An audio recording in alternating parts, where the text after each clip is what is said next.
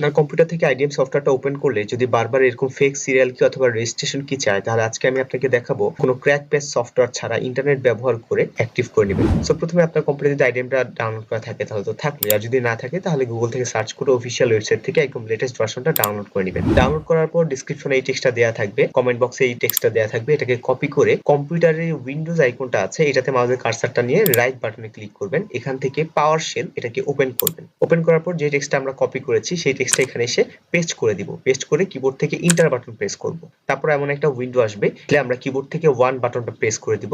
1 মানে হচ্ছে আমরা অ্যাক্টিভ করতে যাচ্ছি, তাই 1 বাটনটাকে প্রেস করে দিয়েছি। তারপর এভাবে বেশ কিছুক্ষণ লোড নিবে, তারপরে এমন কিছু উইন্ডো আসবে, এগুলো লোড নেওয়া হলে আমরা ক্লোজ করে দিব। এভাবে বেশ কয়েকবার হতে পারে, সেই পর্যন্ত আমরা অপেক্ষা করব। তারপর ফাইনালি সিএমডিতে এই সবুজ করে আইডিএম সাকসেসফুলি ইনস্টলড এই কথাটা লেখা আসবে। এই কথাটা লেখা আসলে আমাদের আইডিএমটা অ্যাক্টিভেটেড হয়ে গেছে। এরপর আমাদের কম্পিউটার থেকে আইডিএম সফটওয়্যারটা ওপেন করে যদি আমরা রেজিস্ট্রেশনে যাই তাহলে দেখবো যে আইডিএমটা সাকসেসফুলি রেজিস্টার্ড হয়েছে।